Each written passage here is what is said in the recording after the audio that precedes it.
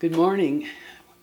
Today we're going to learn about liturgical ministers. And these are people who serve all of us as we come to Mass every time we come. I did find something that I want to read to you that I think is kind of interesting as it relates to what we are doing when we are putting together our Mass. The unchurched person usually doesn't feel welcome at church. It is up to us to help them lower their defenses so that the work of God can pierce their heart. If we provide a boring and unwelcome weekend experience, the unchurched believe the church has nothing relevant to say to them. Worse, they come to believe that God is irrelevant. I think those words really tell us that there is reason for what we do. Some people wonder about all of the bells and whistles at Masses, but there is a purpose. And as we go through the different ministries, I hope that you will have a better understanding and value those people who are serving you. So many people, as we refer to ministers, think only of the priest or the presider at a Mass because they preside over the whole Mass. They orchestrate the liturgy. They speak the prayers in our name. You'll notice they use the terminologies, speaking for us or as us. And his homily is there to open the word that the reader has proclaimed and the gospel, and adapting it to how it applies to our everyday life. It is our job to be the active participants in this Mass. And we celebrate this ministry as the ministry of the assembly. That's what the people in the pews are referred to. We are the body, we are the church, and Christ is the head. Sometimes it's hard to identify with the we-ness that occurs. Each of us come to Mass as individuals with all of our week behind us of the challenges we've had. However, once we walk through the door and become one, we become the body. This is especially apparent during this pandemic, as we have had Masses with fewer people in attendance, and for a period of time, we couldn't have anyone here. You are missed. We are a building without all of you. The church is you. In these ministries, the first minister that you sometimes will encounter will be the hospitality ministers. These are usually thought of as the ushers and the greeters. Their function is to communicate God's care for us. They are here to welcome us to our building, making us feel comfortable, and that they are happy to see us. We are actually all greeters. There are some people who are assigned to entrances to the church, but as each of us come to the church, we greet each other. We move to a pew, quite often the pew we sit in every week, and we welcome each other. We don't always know everyone's name, but we know that person who sits behind us or in front of us or next to us. And I think even more important, we notice when they're not there. They are a part of the body, and when they're not there, we should be praying for them. Each of us know that we may be on vacation, we may be away, but in fact we could also be ill or going through a trauma of our own. So those people around us are that part of the body that we know the best. But because we are one, we want to be sure that they are safe. We do the greeter ministry helps to make us feel comfortable by adjusting the temperatures. We turn the fans up, we turn the fans down, and it doesn't make any difference what we do. You know the next person coming in is going to want it done the other way. It's kind of an enjoyable ministry as we see the quirks of each person. We give directions if persons are asking for where are the restrooms. Also, we assist in the communion process and where do I go, which aisle do I go up, that type of thing. And I think that's especially true as we've gone through this pandemic and we have some different processes that we have to do. They assist us by accommodating those who have special needs, people with wheelchairs and walkers. They also identify people who may need communion brought back to them. So they're trying to accommodate the comfort of all of the people in the church. This ministry is comprised of men and women of all ages. There is a greeter sign up, and so most of the greeters will sign up identifying that they will be at a specific Mass on a specific weekend. So it's not an assigned ministry. The ushers, on the other hand, serve in teams and serve approximately 2 to 3 times a month. And in doing so, we are always looking for more people to form those teams. The more teams we have, the less often a person may have to serve. However, if an usher or a greeter come to a Mass and see that there's a need, very simply they can get up and accommodate whatever our need might be.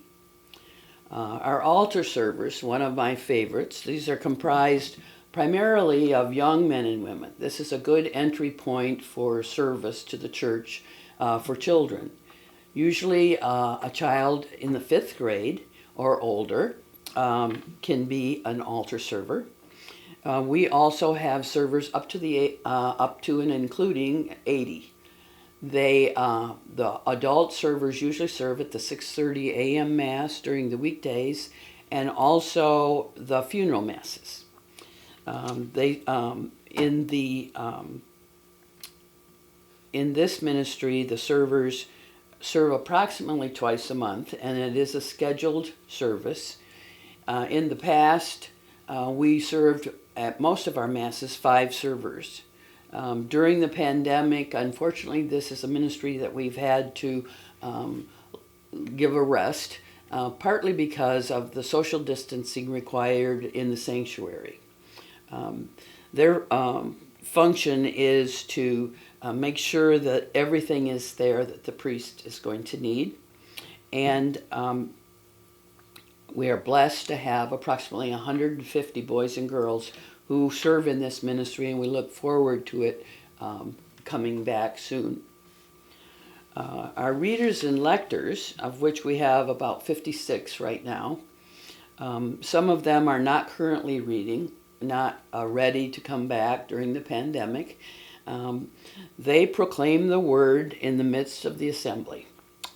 They remind us of our spiritual history, and we listen to the faith witness of the writers of Scripture and are reminded of God's goodness to our ancestors throughout history.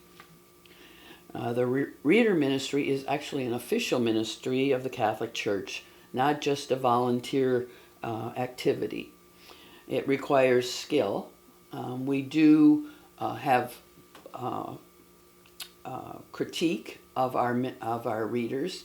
And in fact, not everyone is a reader. They may think they can, because we call them readers, but they don't read, they proclaim.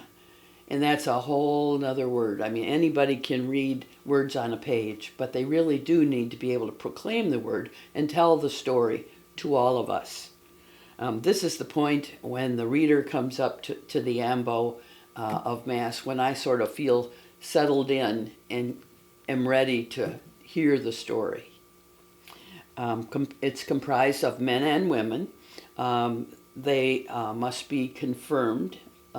That's the age limit, confirmation. And they read approximately 5 times in a 6-month period at weekend masses, but they may also read on weekdays or at other special masses. The next ministry is the Extraordinary Ministers of the Eucharist, also known as Eucharistic Ministers.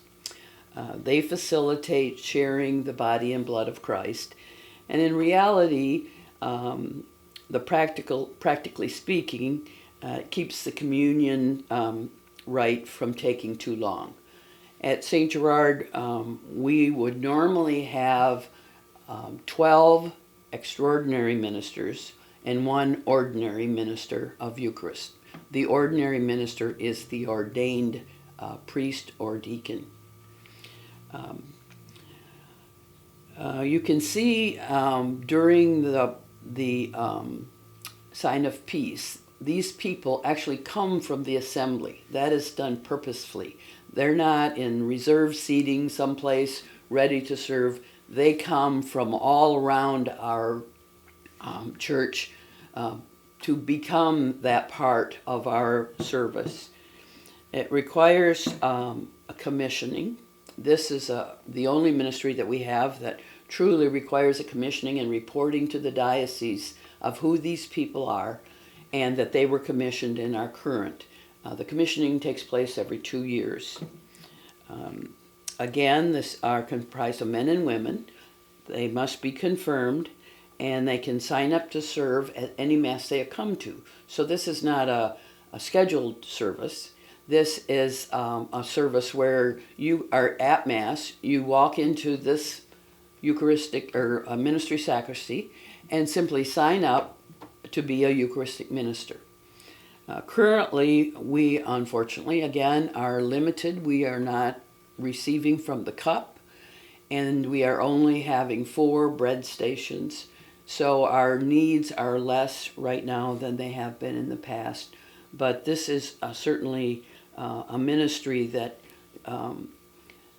I tingle every time I do it. I don't know another way to put it. I always feel what an honor for me to be able to dispense the body of our Lord Jesus Christ to all of us. We give thanks for these ministries and the people who participate in them. And it does require training, and we continue to update their skills. There are written materials on how to do all of these things, and we're always looking for new ministers. So please, please don't ever think that you couldn't do it. We have ministries that require being able to get up in front of people and speak, and we have ministries that require no one ever even knowing you're here. Probably the one that identifies with is Mass coordinators. The Mass coordinators at St. Gerard I refer to as like an umpire. My brother-in-law was a major league umpire, and he said, if I've done my job, nobody knows I was there. And that's what I say about our Mass coordinators. They have a very important role in that they make sure all the other ministries are here for the service. They have all of the equipment and utensils that are needed in place, in the appropriate place, so that all of the other ministers, the altar servers, as they are moving vessels, have what they need. Probably the biggest challenge for a Mass coordinator is how much Eucharist or host and blood, wine, to put out at an individual Mass. And so the challenge always is for us is having that ready, making a guess of how many people are here, accounting for all of those latecomers who may come in and completely throw off our numbers. But that's the challenge of that one. And we work together on a constant process of how better to do that. All of these ministers together in the past would require approximately 164 people any weekend. That's a lot of service, a lot of servers, and a lot of people with big hearts doing this. With the pandemic, we have cut back on many of our ministries, and therefore it requires approximately 42 people to do a weekend Mass. Please know that our appreciation goes out to these people and to all of you who might be thinking about joining a ministry. Please come and see me. I'm in the parish office, and I would be happy to answer any of your questions regarding our ministries. God bless you all, and have a great day.